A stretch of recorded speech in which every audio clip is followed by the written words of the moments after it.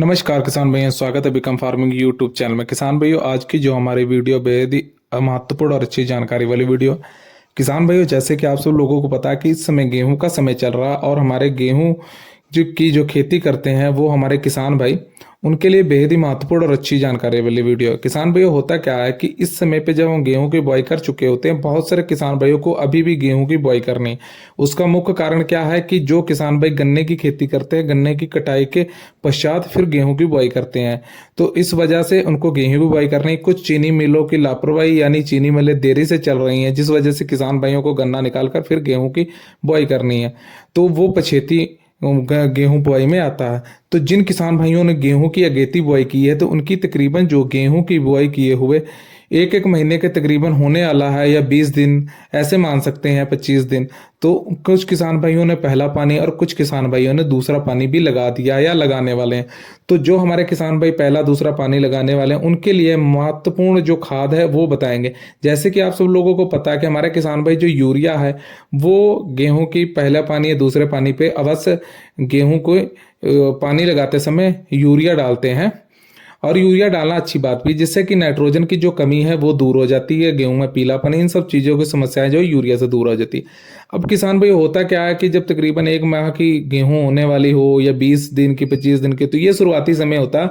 और इस समय हमारी जो गेहूं की जो खेती है उसमें कल्लों का फुटाव होना बेहद ही महत्वपूर्ण होता है, क्योंकि इस समय पे अगर गेहूं की जो फसल है वो कल्लों का अगर अच्छा फुटाव करेगी, तो आगे चल के हम बहुत ही अच्छी जो इससे पैदावार लेने में कामयाब हो पाएंगे। अब होता क्या किसान भाइयों कि अगर हम गेहूं की बुआई करके एक सामान्य बुआई की तरह बुआई कर दें और उसकी खास देखरेख ना करें, और एक रूटीन की तहत सिर्फ हम पानी लगाकर उसको जो खादें दी जाती हैं इस तरीके से छोड़ दें, तो नॉर्मल आपको जो सामान्य आपको पैदावार वो देखने को मिलेगी। अगर आप अच्छी पैदावार लेना चाहते हैं तो आपको थोड़ा सा ध्यान भी देना पड़ेगा। उसके लिए किसान भाइयों आपको क्या करना पड़ेगा कि कुछ मुख्य चीजें हैं, उन चीजों का ध्यान रखना पड़ेगा, और समय समय पे आपको अच्छी जो उर्वरक हैं, आपको उन चीजों का जो पोषक तत्व हैं उनकी कमियों को पूरा करना पड़ेगा। अब इस समय पे किसान भाइयों आपको यूरिया अगर आप डाल चुके हैं या डाल रहे हैं, तो किसान भाइयों आपको यहाँ पे मैग्नीशियम सल्फेट की जरूरत पड़ेगी।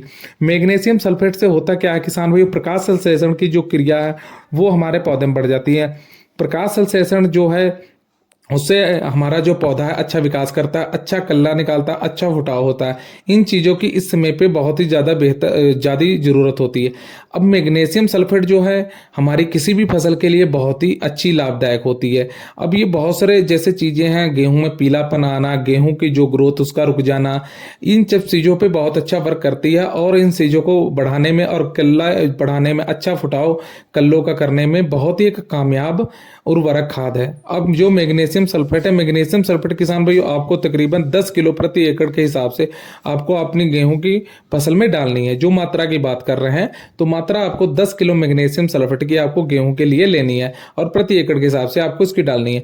उसके बाद आप इसका बहुत ही अच्छा रिजल्ट जो आपको देखने को मिलेगा। तो इस समय किसान भाइयों आप अगर पहली सिंचाई या दूसरी सिंचाई कर चुके हैं, तो आप मैग्नीशियम सल्फेट का प्रयोग कर सकते हैं अच्छे कल्ले और अच्छे फुटाव के लिए। तो उम्मीद करते हैं हमारे द्वारा दी गई जानकारी से आप संतुष्ट होंगे। जानकारी अच्छी लगी है तो किसान भाइयों चैनल को सब्सक्राइब करके पास वाली घंटी दबा लीजिए। धन्यवाद।